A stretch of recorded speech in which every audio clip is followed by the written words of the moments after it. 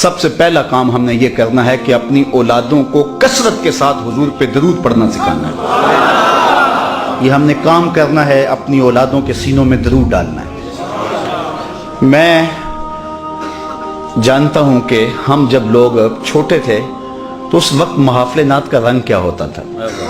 میں نے ظہوری صاحب کو سنا ہے کہ جب وہ نعت پڑھ رہے ہوتے تھے آنکھوں سے آنسو برس رہے ہوتے تھے. قاری زبیر رسول صاحب کو میں نے سنا ہے کہ جب وہ نعت پڑھتے تھے تو اشک برس رہے ہوتے تھے. نئی نسل یہ نہیں دیکھ رہی.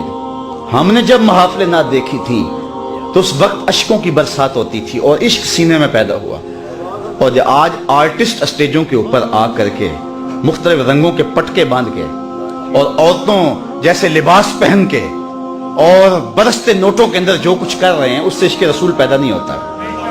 اس لیے آپ کی نسل کو زیادہ ضرورت ہے کہ ان پر محنت کریں کہ ان کے اندر حب رسول پیدا ہو. کیونکہ آپ نے جن کو دیکھا ہے ان لوگوں نے ان کو نہیں دیکھا. اس طرح جن علماء کو آپ نے سنا ہے، ہم نے سنا ہے، جب وہ بولتے ہوتے تھے لگتا تھا ان کی پشت پہ رسول اللہ کی تائید کا ہاتھ ہے.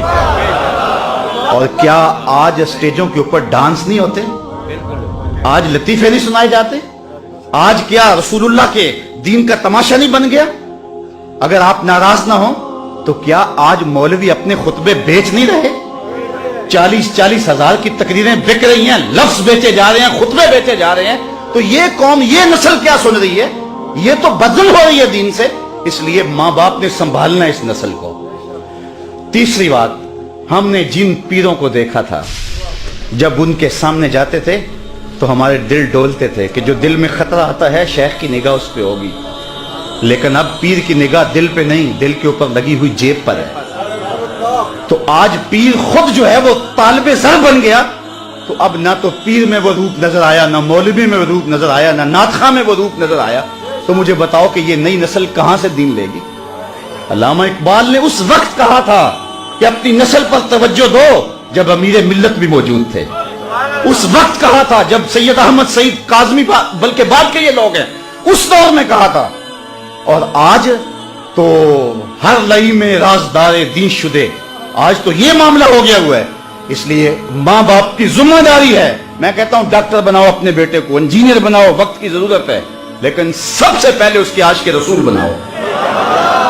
یہ کہیں اس کا سینہ اس دولت سے محروم نہ رہ جائے. سب سے پہلے پہلا کام کرنے کا یہ ہے، کثرت کے ساتھ اپنی اولاد کو درود پڑھنا سکھاؤ. کسی نے اقبال سے خود پوچھا کہ تیرے لہجے میں یہ مٹھاس کہاں سے آ گئی، رس کہاں سے آ گئی؟ جو اہل نقد ہیں، یہاں شعراء بھی موجود ہوں گے، وہ غالب کو اقبال سے بڑا شاعر مانتے ہیں. لیکن جو عزت اقبال نے پائی وہ غالب کا مقدر نہیں بن سکا. تو کسی نے اقبال سے پوچھ لیا کہ تیرے شعروں میں یہ حسن کہاں سے آیا؟ تو اس نے کہا 1.25 کروڑ مرتبہ میں نے حضور پہ درود پڑھا ہے. میں تنہا کمال سخن کو نہ پہنچا، میرے شعر ہیں اور تاثیر ان کی.